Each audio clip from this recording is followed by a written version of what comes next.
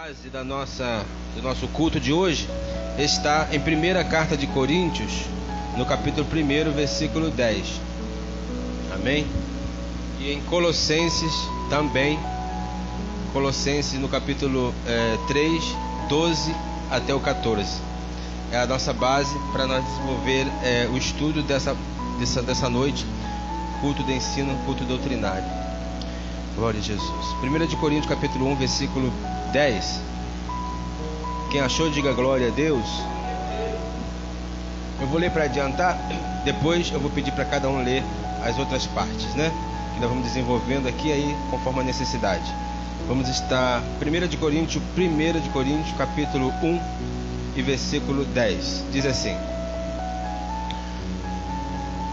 Rogo-vos, porém, irmãos, pelo nome de nosso Senhor Jesus Cristo, que digais todos uma mesma coisa, e que não seja entre vós dissensões, que não haja entre vós dissensões, antes sejais unidos em um mesmo sentido, em um mesmo parecer. Amém? Agora Colossenses 3 até o 14. Do 12 até o 14. Colossenses do 12 até o 14. Glória. Capítulo 3, do 12 ao 14. Se encontrou? Calma aí, para que os irmãos possam ouvir lá atrás. Aleluia. Glória a Deus, Santo Deus. Aleluia, Jesus, louvado seja Deus. Glória a Deus. Que diz assim, é o 12, né? Revesti-vos, pois, como eleito de Deus, santo e amados, de entranha, de misericórdia, de benignidade, humildade, mansidão e longanimidade, suportando-vos uns aos outros, perdoando-vos uns aos outros. Se alguém tiver queixa contra outro, assim como Cristo vos perdoou, assim fazeis vós também. 14, né? E saber tudo isto, revesti-vos de amor, que é o vínculo da perfeição. Os 16? Só tem. Graças a Deus. Então, amados, aí está essa base que nós estamos aqui nessa noite.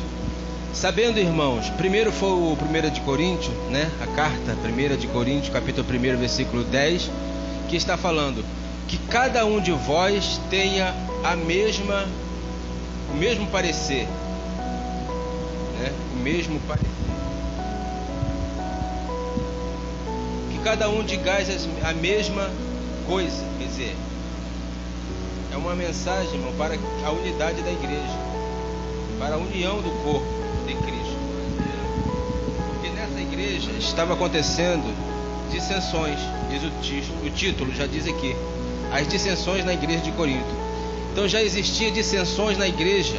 Alguns estavam andando desordenadamente, conforme as suas próprias atitudes, desagradando a Deus, e estava realmente desagradando ao Senhor. Então o apóstolo Paulo escreveu essa carta, primeira carta, e diz assim: Rogo-vos, porém, irmãos, pelo nome de nosso Senhor Jesus Cristo. Em outra palavra, diz pela compaixão de Deus, né?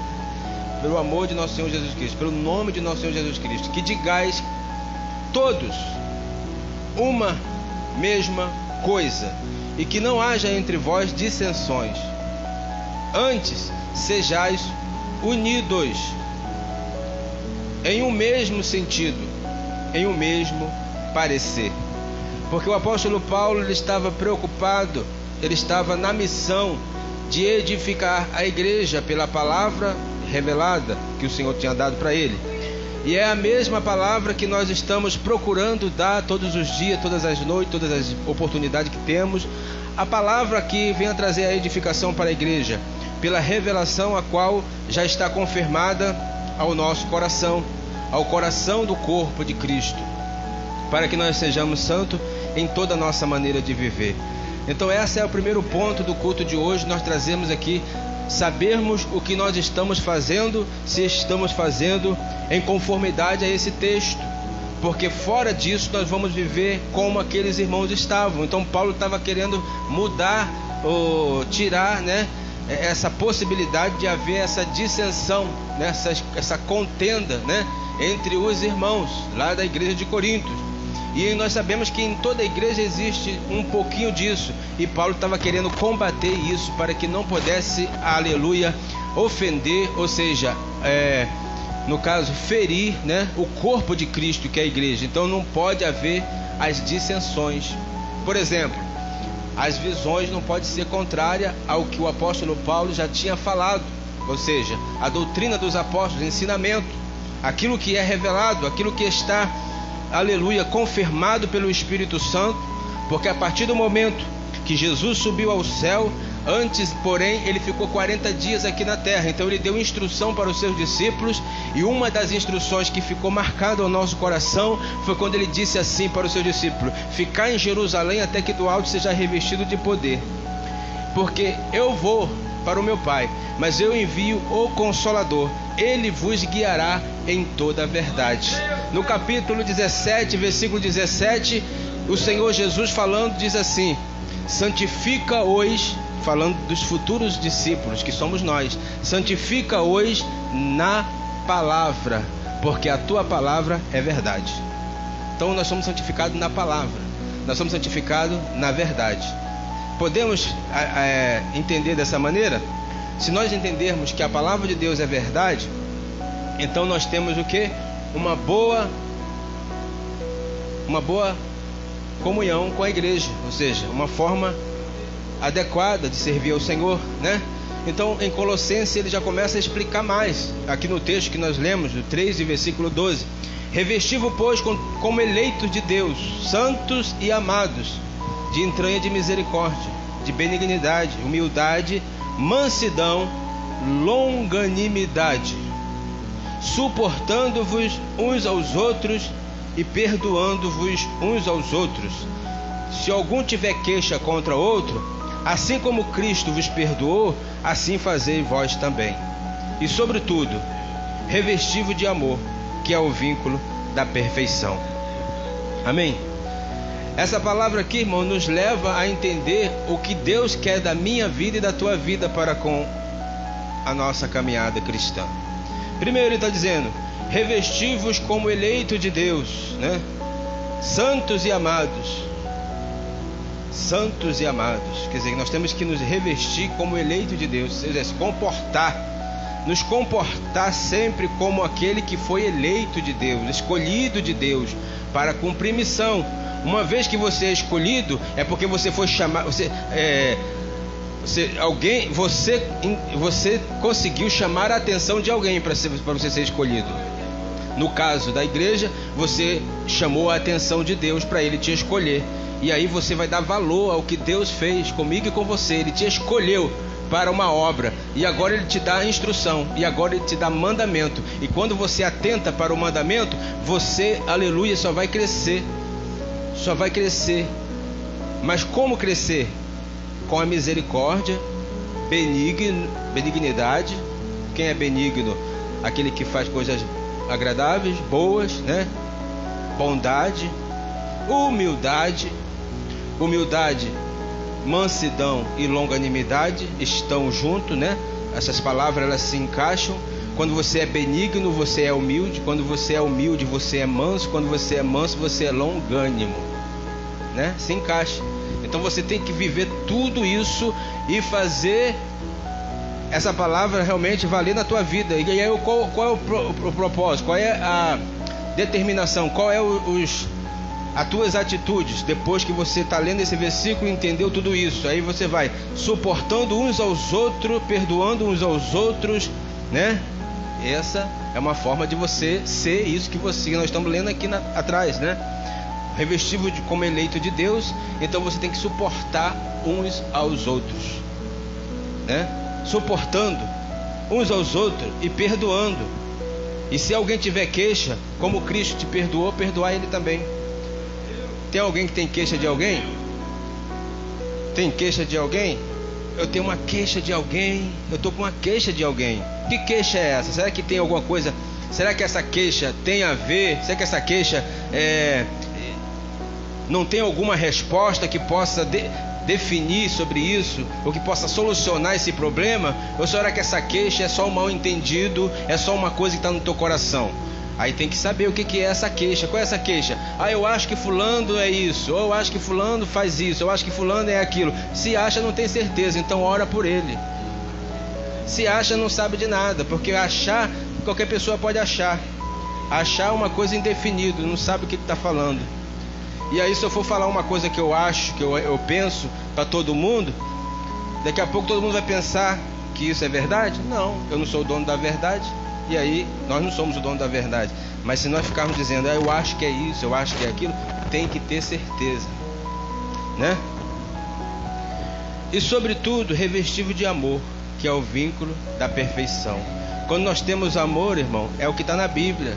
Nós nos aperfeiçoamos, porque quem ama, ele tem um amor em primeiro plano a Deus. Ele ama a Deus em primeiro plano. E aí ele agora vai buscar amar o teu próximo como a si mesmo.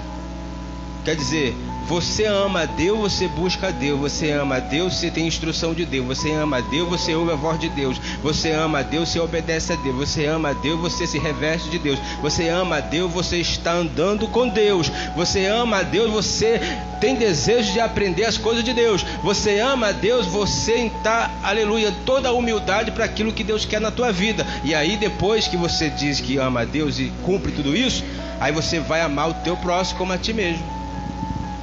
Porque você vai amar o teu próximo antes de amar a Deus, de fazer tudo isso. Então você não vai amar o teu próximo, você vai fingir que está amando. Porque você vai conduzir aquela pessoa para um lugar que não tem nada a ver com Deus. Vai conduzir aquela pessoa a direcionar e aconselhar para o erro, para o pecado, para a iniquidade, para o laço do passarinheiro. Então primeiro você tem que se revestir de Deus, revestir-vos das armaduras de Deus, para que possa resistir o dia mau. Então a Bíblia está dizendo, revesti-vos pois como eleito de Deus, santos e amados, com a entranha de misericórdia, perdoando-vos uns aos outros, e se alguém tem alguma queixa contra alguém, como Cristo nos perdoou, perdoa vós também. Aí sim, irmão, aí cumpre a mensagem, aí cumpre a palavra. E qual é a igreja que agrada a Deus? Nós temos aqui as 10 características da igreja que agrada a Deus. Aleluia. A visão de Deus para a igreja é como um grupo de crentes que juntos evangelizam. A visão de Deus para a igreja. Existimos para glorificar a Deus. Você e eu, nós existimos para glorificar a Deus. Então essa é um ponto importante para saber a igreja que agrada ao Senhor. Estamos aqui porque Ele nos deu a condição de estarmos aqui. Então toda a honra e glória seja dada para Ele. E estamos aqui para agradar a Deus. A Deus. E depois sim, vamos ajudar aquele que precisa, né? Para que ele também venha conhecer o mesmo Deus. E fazer discípulo de todos, em qualquer lugar e qualquer momento. Então nós existimos para glorificar a Deus e para fazer discípulo. Fazer discípulo, como que se consegue fazer discípulo? Fazer o que Jesus falou. Jesus fez: ensinar, doutrinar, instruir. E quando alguém é instruído, ele não erra mais, porque já sabe, não tem falta de conhecimento. Mas quando alguém não é instruído, ele vai o quê? Errar, vai transgredir, vai andar em desacordo à palavra. Então a igreja é uma unidade espiritual especial de Cristo, que resulta de responder ao Espírito Santo e obedecer à palavra, né? Então a igreja é a unidade especial de Cristo, e com isso nós buscamos responder ao Espírito Santo e obedecer à palavra. Quer dizer, o Espírito Santo está nos direcionando e a gente só faz o que o Espírito está mandando fazer. Então a doutrina da unidade e comunhão deve ser uma base para a sustentação da igreja. Então sem doutrina não tem a unidade. Todo mundo vai pensar algo diferente, não vai ter acordo, vai ter dissensão, vai ter discórdia, né? Mas a doutrina da unidade e comunhão pode ser uma base de sustentação para a igreja. Então a igreja, para ser sustentada, tem que ter instrução, tem que ter ensino, tem que ter doutrina, porque doutrina é uma palavra que significa ensino. Quando meu pai, seu pai, viu você logo nos primeiros dias de vida, 1 mês, 2 meses, 3 meses, 4 meses, 5 meses, 1 ano, você começou a querer, fazer algumas coisas, já saía do berço, começar a andar para um lugar diferente, e o teu pai ou tua mãe ia lá e dizia: não, aqui não, isso aqui por aqui, vai por lá, ou vem para cá, não pode aqui, ó, não pode pular, não pode fazer isso aqui nesse local, porque você vai se machucar. Deu o que para você? Instrução. Quando você começou a chegar a 5 anos, o que teu pai falava? Você não pode pegar o brinquedo do vizinho, porque é dele, você não pode fazer isso, porque isso é roubo. Então o pai começou a fazer o que? Doutrinar. Então doutrinar é quando um pai começa a ensinar logo de pequeno, e ele cresce sendo doutrinado, sendo instruído, sendo ensinado, né? E assim também na igreja, você conhece a Jesus, se batiza e começa a receber instrução, porque você passou a ser uma nova criatura, saiu das águas e se tornou uma nova criatura, diz a Bíblia, né? Nós estamos revestidos do Senhor através do batismo também, e nós passamos a ser uma nova criatura em Cristo. E agora você passa a receber a instrução pelo Espírito Santo, que usa a igreja, que usa os ministros, que usa os pastores, né? Os diáconos, cooperadores, os membros, né? Aleluia. E aí a igreja que agrada ao Senhor, ele precisa estar sendo doutrinada a cada dia. Mas a igreja que agrada ao Senhor, ele prega uma coisa como prioridade. Por exemplo, o arrependimento. A igreja não a prega para agradar pessoas. A igreja que agrada a Deus não prega para a igreja ficar cheia de pessoas, só para ficar cheia. A igreja que agrada ao Senhor prega para que as pessoas se arrependam, porque essa é a mensagem do Evangelho. João Batista, quando chegou pregando no deserto, ele diz: arrependei-vos e crede no Evangelho, né? Arrependei-vos e abandone os vossos pecados, porque depois de mim vem aquele que eu não sou digno de desatar a sua sandália. Ele é mais poderoso do que eu vos batizo com água para o arrependimento. Então a primeira mensagem, arrependimento. Mas aquele que vem após mim, ele é mais poderoso do que eu. Esse eu não sou digno de desatar a sua sandália, porque ele é mais poderoso do que eu. Ele vos batizará com o Espírito Santo e com fogo. Então é ele, quando vier, ele vai se revelar mais poderoso do que eu, né? Então a igreja deve pregar o arrependimento e instruir a igreja a receber o Espírito Santo para viver em comunhão. Sem o Espírito Santo você não vai viver em comunhão, porque a Bíblia diz, Jesus fala que o Espírito é que vai guiar os discípulos na verdade. Sem o Espírito você vai estar na mentira. Sem o Espírito você vai viver no engano. Mas com o Espírito se cumpre o que Jesus disse: esse Espírito da verdade que virá da parte do meu Pai, ele vos guiará em toda a verdade. Amém? Então significa abandonar nossos pecados. Uma igreja que agrada a Deus prega o arrependimento, que significa abandonar os nossos pecados, abandonar nossa rebelião contra Deus e aceitar Jesus como nosso Salvador. O arrependimento faz parte do que significa crer no Senhor Jesus e você será salvo, né? Crer no Senhor Jesus quer dizer que se arrependeu. Quem creu se arrependeu. Quem não creu não tem como se arrepender, porque não está crendo que Jesus veio para perdoar. Então quem crê, ele se arrepende. Então, amados, quem serve a Deus tem que passar pelo processo do arrependimento. Faz parte do arrependimento, né? Crê no Senhor Jesus Cristo e será salvo, tu e a tua casa. Atos 16:2 diz assim: crê no Senhor Jesus Cristo e será salvo tu e a tua casa. O quanto pecamos diário? Quantos pecamos? O Espírito Santo nos convence desse pecado. Você pode não ser perfeito, mas o Espírito Santo, ele te convence que você está errado. Você abandona o pecado, pedir perdão, abandona, deixa o pecado. Aí Deus responde a nossa oração e restaura a comunhão com Ele, né? Por isso que tem pessoas que se afastam, mas depois volta, porque sincero com o Senhor, para fazer a obra de Deus, né? Nos arrependemos e pedimos o perdão. Então Deus, ele é poderoso, misericordioso. Deus responde a nossa oração e restaura a comunhão com Ele. Tiago 5,16: portanto, confesse seus pecados um ao outro e ore um para o outro, para que você seja curado. Amém? Aleluia. Quer dizer, esses pecados aqui, irmão, são aquelas coisas que você está de mal, que você está tendo conflito com alguém. Não é que você está pecando. Pecar contra o irmão é você ofender o irmão. Então você deve pedir perdão, conversar os pecados um ao outro. Significa o pecado que você está pecando contra o irmão. O pecado contra Deus, você vai falar com Deus. O pecado contra o irmão, se for contra o ministério, tem que falar para o ministério. Se for contra o irmão, tem que falar com o irmão e se consertar com ele. Amém? Você pecando contra o irmão, você está pecando também contra Deus. Só que já que você pecou contra o irmão, você aborreceu o irmão, você entristeceu o irmão, você falou mal do irmão, você fez um monte de coisa que aborreceu aquela pessoa, então você deve pedir perdão, confessar que você fez mesmo e pedir perdão. Confesse seus pecados um ao outro e ore um pelo outro, para que assim seja curado. Então nós precisamos ser curados dessa lepra, que é a enfermidade de nós estarmos pecando um contra o outro e não pedir perdão.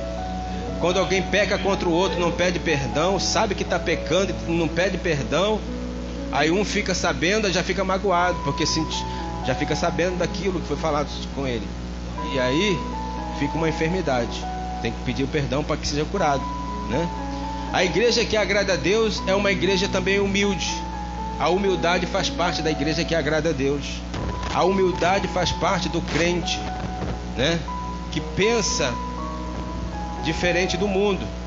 Pensar adequadamente em nós mesmos em relação a Deus. Deus é o nosso Criador. Somos seres criados. Deus é todo conhecedor, sempre presente, sempre foi e sempre será. Ele não é restringido pelo tempo ou espaço. Ele está acima de todos e de todos e de tudo. No entanto, Ele ama cada pessoa completamente. Deus é infinito e, acima de tudo, me ama e você com todas as nossas falhas e imperfeições. Humildade é uma atitude que se manifesta em nossas vidas. Amém? Em nossas ações. Atitude é uma... Humildade é algo que se manifesta em nossas ações. Se percebe quando alguém é humilde, quando ele toma decisão. Toda decisão que nós tomamos faz parte de alguma coisa. Se for uma ação humilde, vai ser para a humildade e que Deus venha te exaltar, né?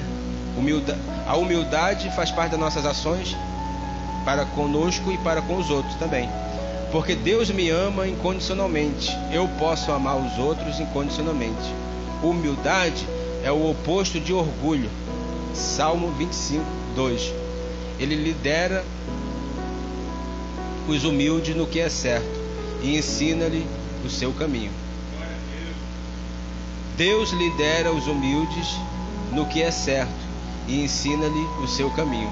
Então Deus está sempre pronto para ajudar a cada um de nós naquilo que nós precisamos. O Espírito Santo está guiando a mim, está guiando a você. A cada dia mais Ele está nos guiando, porque Ele tem um compromisso. Ele tem compromisso com a sua palavra. E quando você crê nela, Ele também tem um compromisso com você. Quando você é dizimista, Deus começa a ser sócio com você naquilo que você tem. O inimigo não pode te tocar. Quando você reparte com o pobre também, Deus também se agrada e Ele vai te recompensar aquilo, porque você está cumprindo um princípio da palavra do Senhor. Então a igreja que agrada ao Senhor, ela é também santa. Santa. Ah não, mas não tem ninguém santo. Tem, irmão, porque a santidade pertence àquele. A Bíblia diz que tem. A Bíblia diz que tem quem é santo. Apocalipse. Quem é santo santifica-se mais. Então aquele que erra, mas pede perdão, ele está buscando se santificar mais. Ele não está falando de perfeição, está falando de santo quando alguém é humilde, se arrepende e pratica as primeiras coisas. Então a Bíblia diz sobre quem é santo. Quem é santo, você pode ver quem é santo. É aquele que está lutando, está se esforçando, está buscando a palavra, está buscando o entendimento, está se esforçando para orar, está se esforçando para participar dos cultos, está se esforçando na caminhada cristã, ele está se esforçando. Então esse é santo, porque ele está se esforçando, ele está pedindo força ao Espírito Santo a cada dia para vencer o erro, para vencer o pecado, a iniquidade, a vaidade, o engano, a mentira, para vencer a influência do anticristo, né? E da falsa profecia que engana o povo. Como engana o povo? Não ensinando doutrina, ensino de Deus, ensinando só se enriquecer materialmente, mas não ensina como se enriquecer espiritualmente. É uma doutrina do anticristo que confronta a santidade do Senhor, né? Então a igreja é santa. Então a igreja santa são vocês que estão se esforçando, são vocês que estão orando, buscando, se aperfeiçoando. Quem é santo santifica mais, quem é sujo suja-se mais. É aquele que não gosta, nem busca se esforçar para conseguir. Ele já determina: não dá, não vou, porque não dá. Tá entendendo? Já diz que não dá, já decreta logo o mal, né? Porque quando não dá hoje, amanhã vai dar. Quando não dá amanhã, depois vai dar. Mas decretar que não dá porque não dá, aí a Bíblia diz que quem é sujo, suja-se mais. Quer dizer, nunca vai dar. Amém, amados? Portanto, toda a Bíblia, porque por toda a Bíblia somos ordenados a ser separados e ser santos. Viu, irmãos? A ser santificado. No capítulo 17 de João fala assim: santifica-o na palavra. Jesus orou para que nós, futuros discípulos, seríamos santificados ou separados pela verdade da sua palavra. A Bíblia, né, no caso, devemos ser pessoas que crêem na Bíblia. 1 Pedro 1, 15, 16. Mas como quem te chamou é santo, é assim que está escrito, você também deve ser santo em toda a conduta, porque está escrito: santo, sede santo, porque eu sou santo. E diz assim: ser santo em toda a vossa maneira de viver. Mas como que nós conseguimos, irmão, ser santo em toda a nossa maneira de viver, se nós somos falhos? Ser falho é por causa que nós somos humanos, mas não devemos deixar de se esforçar para ser santo, mesmo que você tenha falha. É por causa dessa falha que você precisa lutar contra ela. Você viver só em falha, só errando e botando culpa que você é humano, não. Eu falhei, eu me arrependo, eu sou humilde, eu quero fazer o melhor. É assim. O santo, ele é separado, ele não se conforma. E a Bíblia diz: não se conformeis com esse mundo, mas transformai-vos pela renovação do vosso entendimento, para que experimenteis qual seja a boa, perfeita e agradável vontade de Deus. Então nós não podemos nos conformar com esse mundo. Ainda que o mundo em algum momento possa ter te atraído em alguma coisa, você não deve se conformar. Então significa que você quer mudança, que você está decidido e que você não se conforma com esse mundo. Essa é a igreja que agrada a Deus. Luta, todos vão passar. Dificuldade na caminhada, todos vão passar. É luta no lar, é na família, é luta no ministério, é luta no trabalho, é luta na terra, em todo lugar. Mas aquele que é santo, santifica-se mais. Ou seja, ele não se conforma, ele está sempre buscando, ele está sempre se levantando. É como a Bíblia diz: o justo, ele pode cair 7 vezes, mas ele diz: eu me levantarei. Ele cair, você pode cair, mas você não fica prostrado, porque você quer a santidade. Eu não estou motivando a cair, mas pode acontecer. A Bíblia diz assim, que nós temos um advogado. Quem peca e vive no pecado é do diabo, mas aquele que peca e se arrepende, nós temos um advogado. Olha a diferença. Porque nós temos a semente de Deus, e quem tem a semente de Deus não vive na prática do pecado. Ele não aceita, ele não se conforma. Ele pode ter sido induzido, ele pode ter sido atraído, mas ele não se conforma. Ele busca a ser santo. Dá glória a Deus. A igreja que agrada a Deus tem ousadia. Os crentes devem ser ousados e corajosos no compartilhar o evangelho com o incrédulo. Os crentes devem ser ousados e corajosos quando estão sendo ridicularizados e ameaçados pelo mundo. A esperança de reconciliação com Deus através de Jesus por toda a eternidade nos torna ousados e corajosos. Deuteronômio 31:8. A ordem é: quem irá diante de você? Ele será contigo. Ele não te deixará, nem te abandonará. Não tenha medo, ou seja, não seja desanimado. Então essa é a mensagem para a igreja. A igreja tem que ser ousada. A igreja tem que ser corajosa a compartilhar o evangelho com os incrédulos. Tem incrédulos que estão até se comportando dizendo que são alguma coisa. Os crentes devem ser ousados e corajosos quando estão sendo ridicularizados e ameaçados pelo mundo. Sabe por quê? Você deve ser ousado. Por que a tua fé? Por que você não faz isso se todo mundo faz? Aí tu tem que ter uma resposta do Espírito Santo. Você tem que ter ousadia. E quem que dá ousadia? É o Espírito Santo. E se você for medroso, o que vai acontecer? Se você for desanimado, é verdade, eu acho que é isso mesmo. Acho que eu estou enganado. Calma aí. Todo mundo está fazendo uma coisa, só eu que não estou? Não, eu tenho que fazer também. Desanimado. Você não tem ousadia do Espírito para confrontar. Essa pessoa, uma pessoa incrédula, não crê naquilo que você crê e está sendo uma peça-chave do adversário para te induzir a compartilhar com o mundo, com as coisas do mundo, que não agrada a Deus. Porque santo é separado, ou seja, separado significa que nós estamos vivendo no mundo, mas nós não fazemos parte dele. Ainda que sejamos tentados a ser induzidos por alguma coisa, só vai ficar nisso, vai ser tentado, mas você não vai ceder à tentação. Porque em Tiago 1:12 diz assim: bem-aventurado é o varão que quando ele é tentado, quando ele suporta a tentação, ele depois recebe a recompensa do Senhor, a coroa da vida, né? Não é verdade? Qual é o versículo? Tiago 1:12, né? 1:12. Tiago 1:12, que fala que bem-aventurado é o varão que quando é tentado não cede à tentação. Então depois ele recebe o galardão do Senhor, recebe a recompensa do Senhor. Então nós estamos confrontando com a tentação. A tentação vem dependendo de quem está se alimentando, quem você está alimentando mais. Se você está no culto de doutrina ensinando a vontade de Deus, você está alimentando a tua alma. Então tu vai sair daqui com as armas de Deus, vai sair daqui com a bomba para estourar na cabeça de Satanás lá fora. Satanás vai vir contra você, mas você está com a bomba aqui para dizer: olha, eu estou com a autoridade, eu estou com a ousadia, Deus me deu a revelação da palavra.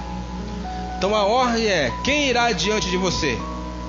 Ele será contigo, ele não te deixará nem te abandonará. Então se Deus está comigo e contigo, você vai ter medo? Você vai ter medo? Aleluia. No mundo, irmão, no mundo, eu estou falando já em termo do mundo, nós não temos amigo. O nosso amigo é Jesus e aqueles que servem também a Jesus e nos aproxima de Jesus. Entendeu? Não é proibido ter amigos, pessoas que se aproximam de você com intenções de aprender de você e também passar instrução para você, mas aquilo que é espiritual, não aquilo que é só material ou só natural, né? Às vezes se aproxima de você só com o interesse de ter algo, querer algo, mas não quer te oferecer as coisas de Deus, quer dizer, as coisas espirituais para a tua vida. Então tenha esse cuidado a cada dia mais. A igreja que agrada a Deus é generosa. Então a Bíblia está clara que devemos dar generosidade, né? Devemos dar generosidade, generosamente, né? Nossa riqueza, tempo e habilidades para edificar a igreja e satisfazer as necessidades dos outros. Dar é sempre sacrificial na Bíblia. É sempre um sacrifício, né? Dar algo para alguém, né? E Jesus é o doador final. Sua vida como pagamento pelos pecados de todas as pessoas. né? Dê e será dado a você uma boa medida, para com medida que você usar, ela será medida de volta para você. Com a medida que você dá para alguém, Deus vai retribuir para você. Dá e ser-vos-á dado, né? Uma medida recalcada e sacudida e transbordando. É assim que chegamos a conhecer o amor. Também devemos dar a vida por nossos irmãos e irmãs. E se alguém tem os bens deste mundo e vê um crente necessitado, mas retém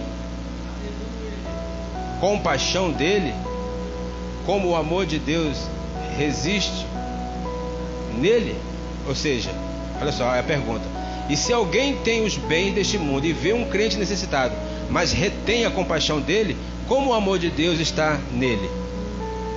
Quer dizer, se você tem, mas não quer dar, como que o amor de Deus vai estar em você?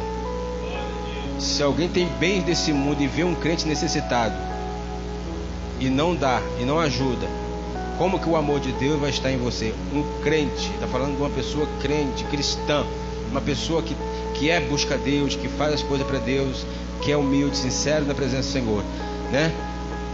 Não amemos em palavra ou palavra, mas em ação e em verdade. Então aqui está falando sobre as nossas atitudes em relação ao que nós podemos fazer para ajudar alguém. Como que você vê alguém necessitado, você pode e você não faz. Se a pessoa é cristã, é doméstico da fé, está ali necessitado, você sabe que está, né? Se você sabe, tenho certeza que quando você sai na rua, você vê tantas pessoas necessitadas, o teu coração dói, porque você não pode ajudar, não pode fazer nada. Ainda que você dê uma comida, ele não vai sair da rua, porque você não tem condições de tirar. Então teu coração dói, mesmo você tendo condição de ajudar ou não, o teu coração dói. E agora, sendo um cristão que está na casa do Senhor, precisando de algo, e agora você não tem é uma coisa, agora quando você tem é outra, entendeu? Quando você não tem, é por isso que tem campanha de quilo, campanha de mantimento para ajudar essas pessoas. Mas a Bíblia diz, primeiro os domésticos da fé. Amém? A igreja que agrada a Deus é generosa, é guerreira. É guerreira. Então a generosidade, irmão, é isso, né? É ajudar os necessitados. Quando nós temos a condição de fazer, buscar os meios necessários para fazer. E a igreja que agrada a Deus é guerreira. O verdadeiro conflito em nosso mundo é espiritual, entre o bem e o mal, entre Deus e Satanás. Embora Satanás tenha perdido essa guerra, ele continua a tirar o maior número possível de cristãos com as suas mentiras e engano. 1 de Pedro 5:8. Esteja alerta e de mente sóbria. Seu inimigo, o diabo, ronda em derredor como um leão que ruge, buscando ou procurando alguém para devorar. Efésios 6:10. Como vencer? Aí os irmãos já sabem. 11:10. Coloque a armadura completa de Deus para que você possa ficar firme contra os esquemas do diabo. Pois nossa luta não é contra a carne e o sangue, mas contra os governantes, contra as autoridades, contra os poderes da escuridão, contra o mal, forças espirituais no céu e em todas as situações. Escudo da fé, com o qual poderá extinguir todas as flechas flamejantes do maligno. Amém? Então nós temos que nos revestir das armaduras de Deus, irmão. A igreja é guerreira. A igreja só vence se usar as armas de Deus. A igreja só vence se usar as armas do Espírito. A igreja só vence se usar o amor de Deus em primeiro lugar e o amor ao próximo em segundo lugar, porque nós não podemos ter um amor distorcido do princípio. Primeiro a Deus, depois o próximo, né? Às vezes a gente quer ajudar um próximo, mas não quer dar uma palavra para ele. A gente quer ajudar só por vontade de fazer e depois falar que fez. Não é bem assim. Você primeiro lança a mensagem, lança a semente. Se ele não quer a semente, ou ele debochar de você, ridicularizar você, também não é justo você dar alguma coisa para ele. Dá para alguém que precisa, mas que seja doméstico na fé. É assim. Sim ou não, igreja? pelo princípio que a Bíblia fala que é primeiro os domésticos da fé, você vai dar para o ímpio uma pessoa que resiste à palavra, que debocha de você, que critica a tua pregação, a teu ensinamento, que você sabe que é Deus puro falando com você pela palavra, né? Dá glória a Deus. Então, primeiro os domésticos da fé, os necessitados que estão ali, humildes, sinceros, buscando o Senhor. Então a igreja, ela é guerreira, né? A igreja é guerreira, e as armas que nós usamos são as armas não do mundo, são as armas de Deus. O que é que diz em Efésios capítulo 10? No demais, irmão meu, fortalecei-vos no Senhor e na força do seu poder, tomando todas as armaduras de Deus, para que possa resistir no dia mau, e depois de fazer tudo, ficar firme, orando em todo o tempo e vigiando nisso no Espírito, para que seja no abrir da minha boca dada a palavra com confiança, né? Para fazer notório o mistério do Evangelho, no qual eu sou embaixador, estando até mesmo em cadeia, dizia o apóstolo Paulo. Que nós possamos estar, irmão, vivendo nessa força, nessa visão de oração, de busca, de entendimento, de revelação do Senhor. A igreja é o corpo, né?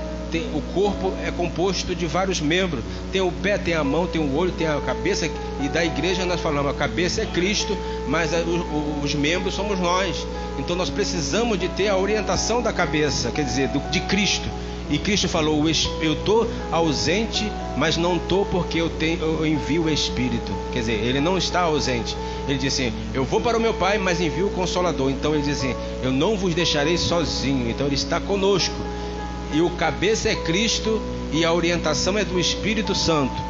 E todo aquele que é guiado pelo Espírito, ele não se embaraça com o negócio dessa vida. Ele está sempre atento às instruções de Deus para crescer na graça e no conhecimento de nosso Senhor e Salvador Jesus Cristo. A igreja que agrada ao Senhor, ela evangeliza. Olha aí. O tempo que nós temos para evangelizar, muito pouco, mas esse pouco devemos fazer algo. No início do livro de Gênesis, Deus disse a Adão para administrar a terra e tudo que nele há. No Novo Testamento, Paulo enfatiza a importância de trabalho. Salomão escreveu muitos provérbios, incentivando seu filho a trabalhar e a não ser preguiçoso. O local de trabalho é uma oportunidade de espalhar o evangelho entre amigos, todos em um ambiente não ameaçador. Deveríamos ser modelo de funcionários e lembrar-se sempre de que nosso trabalho é glorificar a Deus. Apesar do nosso trabalho não nos define, nos permite compartilhar a bondade de Deus e misericórdia e demonstrar seu amor pelos outros. Provérbio 12:11. Quem trabalha em sua terra terá muita comida, mas quem persegue fantasia não tem sentido. Salmo 90:17. Que o favor do Senhor nosso Deus esteja sempre sobre nós, estabelecer para nós o trabalho de nossas mãos. Estabeleça o trabalho de nossas mãos. Amém? Então, irmão, em cada lugar, até no setor de trabalho, tem muita gente que é evangélico. Cristão verdadeiro tem poucos, mas tem muitos evangélicos ali. E eles respeitam aquele que faz a diferença naquele local. Então, se você no teu trabalho faz a diferença, todos vão te respeitar, porque ele sabe que ele conhece a palavra, mas ele não está fazendo como, e você está fazendo, então está fazendo a diferença ali. Então você, Provérbio 12:11. Então você está ali como um representante de Deus, até no teu trabalho, não para o teu patrão, no teu patrão em relação ao que você faz e você produz, né? Para você merecer o salário que você ganha. Para os teus colegas, com o exemplo, você dando exemplo de que você realmente é uma pessoa justa, é uma pessoa que procura fazer o que é justo ali, para que o nome de Deus seja glorificado. Porque toda vez que você distorcer a conduta dentro do teu trabalho, aqueles que são evangélicos vão dizer, tá vendo? É crente e faz isso. Então nós temos que ter o quê? Uma boa conduta dentro do nosso setor de trabalho, para que nós possamos ser o quê? Um mensageiro de Deus, até mesmo na nossa forma de ser, de falar, de proceder dentro do trabalho. Quando eu estou na hora do almoço, alguém está vendo a TV lá, canal de esporte, eles gostam. Aí eu sento lá para descansar. Chegou minha hora, chegou a hora do outro. Ele falou: e aí? Eu estou no meu celular lá vendo alguma coisa, né? E ele está vendo a TV. Aí ele fala: e deixa ligado? Eu falei: não, pode desligar. Aí ele desliga, né? E eu fico lá só. Então, irmão, isso é uma forma, porque eu não compartilho, mas eu não vou julgar porque ele vê, mas eu não compartilho. Eu estou ali na minha hora de almoço, tirando o meu tempo. Deixa ele ver o que ele quer, né? Eu não vou entrar em conflito com ele, nem ele comigo, e nós vamos viver bem ali. Ele vai ver a conduta, né? Da glória a Deus. Diga aleluia. Então a igreja que agrada a Deus, a igreja que agrada a Deus alcança a comunidade. Para a maioria de nós, nossa comunidade é onde vivemos. Há muitas pessoas que estão sofrendo, muitas pessoas que são economicamente desfavorecidas e muitas pessoas que estão perdidas. Precisamos estar cientes das pessoas feridas ao nosso redor e estar disposto a ser amigo de todos e de todos. Também de todos, né? Também precisamos estar disposto a compartilhar o evangelho e o amor de Cristo com eles. Romanos 15:2. Cada um de nós devemos agradar ao próximo pelo seu bem e edificá-lo. Amém? Então, irmão, aqui é sobre evangelização, né? É sobre a convivência nossa em que nós estamos, o ambiente que nós estamos. Nós sempre procuramos levar a mensagem para alguém, com a nossa atitude, com o nosso exemplo, também pregando, convidando pessoas. Nem todos querem que a gente pregue, que a gente fale. Tem pessoa que persegue a igreja. A gente fica como fosse num labirinto ali no nosso setor ali de atuação, e não pode fazer muita coisa. Mas aquilo que a gente puder é procurar pessoas que estão sofrendo, porque Jesus disse assim, os sãos não precisa de médico, mas quem está sofrendo vai ouvir a palavra. Então tem pessoas que debocham dos crentes, mas por quê? Porque eles acham que está tudo bem. Eles acham que não precisa de igreja, não precisa de Deus, o dinheiro já dá tudo, né? Então eles estão com saúde agora, então acham que não precisa de Deus. Mas tem gente sofrendo que precisa, né? Tem gente que está passando por problema, tem gente que está aflito, tem gente que está com problema gravíssimo, tomando remédio controlado. Então essas pessoas precisam ouvir a mensagem do Senhor. Então nós temos que procurar quem está sofrendo, né?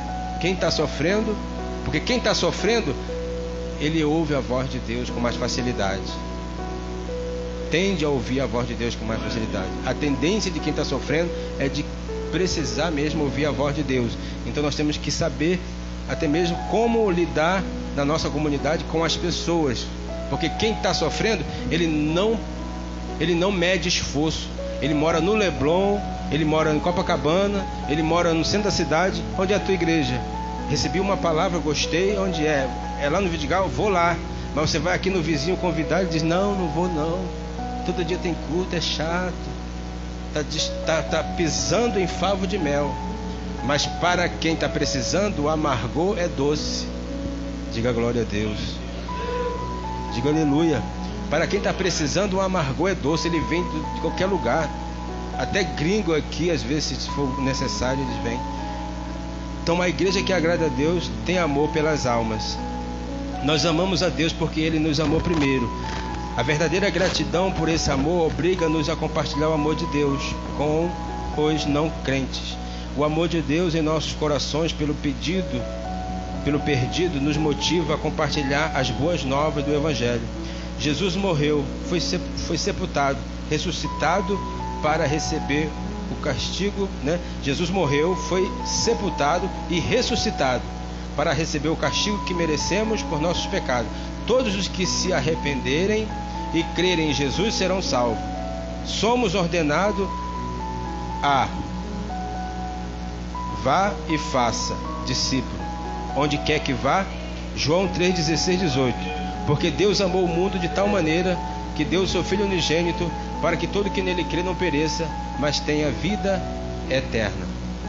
Deus amou o mundo de tal maneira que deu o seu Filho unigênito para que todo que nele crê não pereça, mas tenha vida eterna. Então essa é a mensagem que nós devemos levar com amor, com carinho.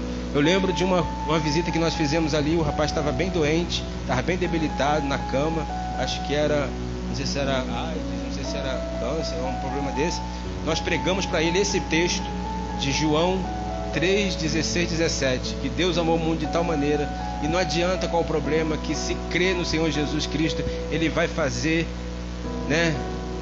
Ele muda.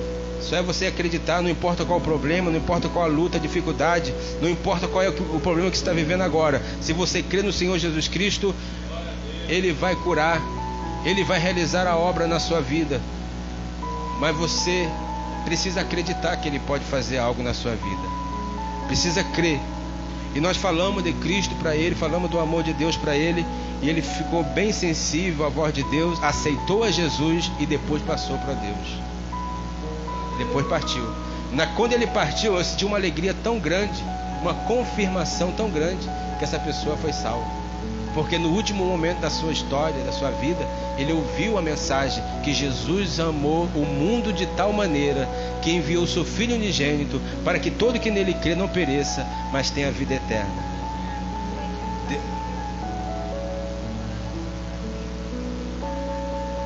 Oportunidade muito grande. Porque ele já estava debilitado, não podia fazer nada, nem falar mais, ele estava falando praticamente.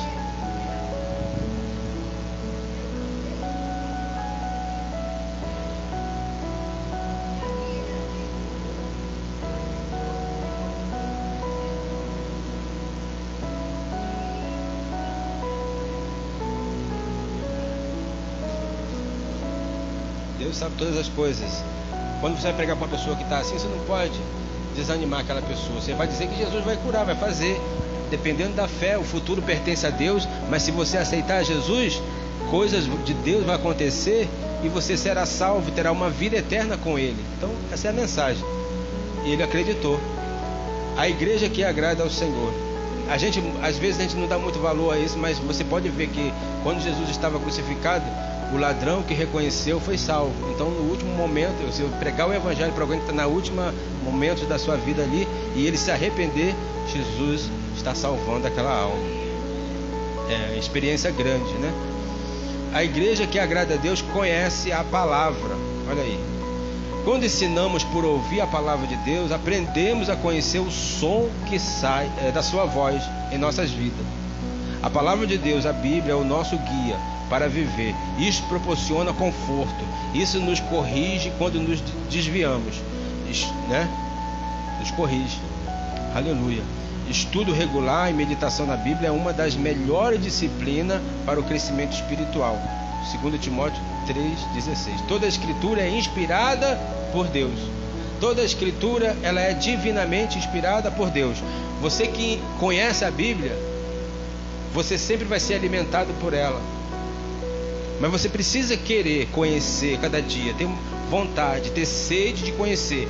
Vontade está na alma, quer dizer, se você não tem vontade, significa você não está, a tua alma não deseja, então você tem que lutar, tem que orar, buscar Deus para colocar o desejo da tua alma, para você se aprofundar na palavra, porque confrontar a santidade é fácil, só dizer isso aí não é verdade, é fácil. Agora ter sede de buscar o conhecimento, a revelação, porque cada texto fala de um contexto. Então você não pode interpretar um texto isolado e determinar sobre a vida de alguém. Você tem que saber todo o contexto da história que foi contada para você trazer a interpretação para nós nos dias de hoje.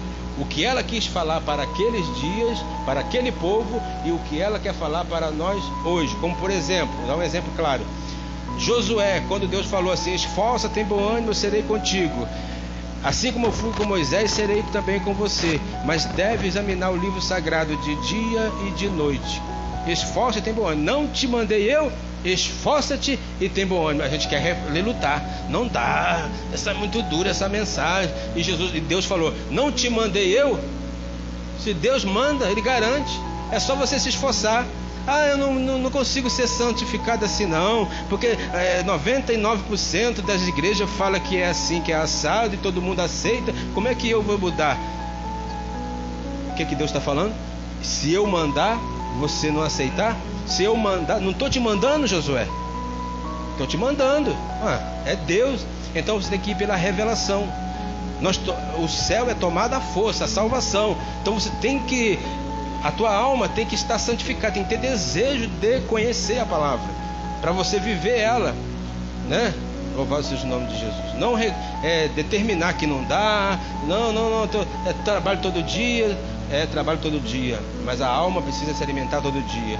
Você trabalha todo dia para fazer o quê? Pagar a tua despesa, para você se alimentar fisicamente. Então, espiritualmente, você tem que todo dia também estar alimentando.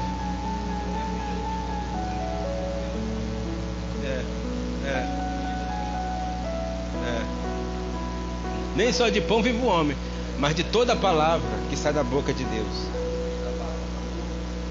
Então,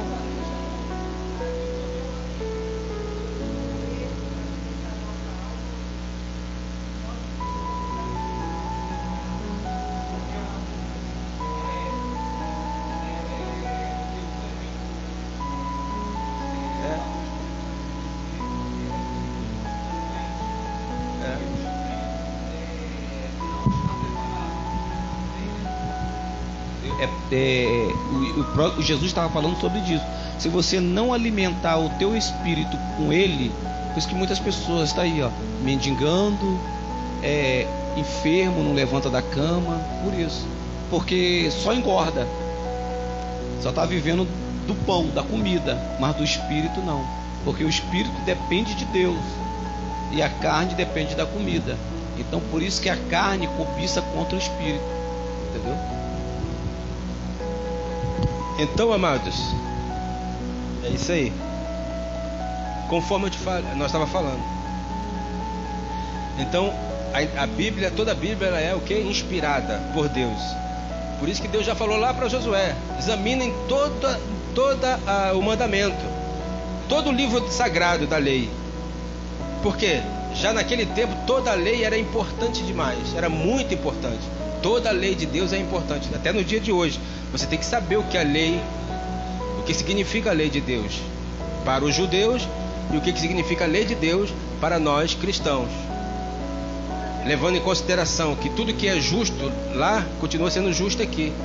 O que era princípio de honestidade para vestimenta naquele tempo também é princípio de honestidade para vestimenta hoje. Não é a mesma roupa, mas é o princípio.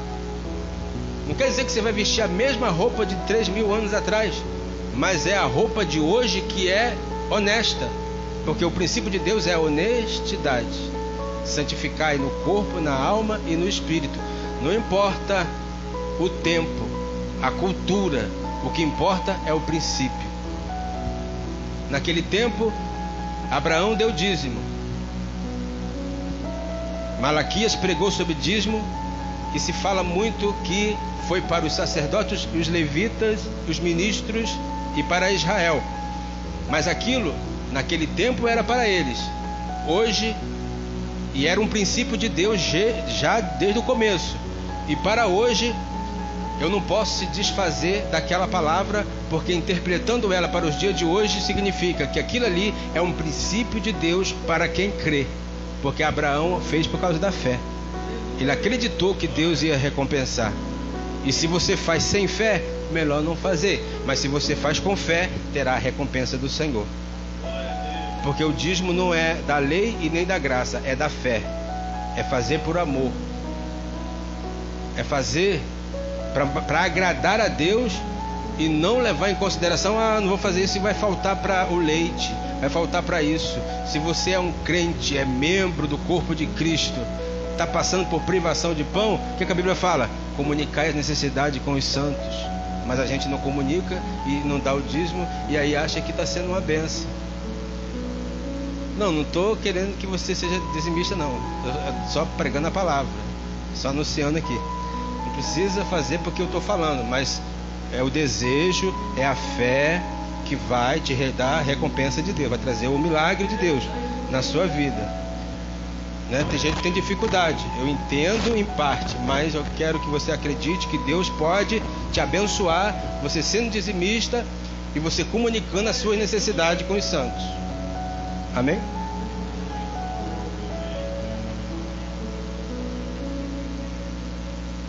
fica desmotivado, porque ele acha que... Mas Deus pode operar, né?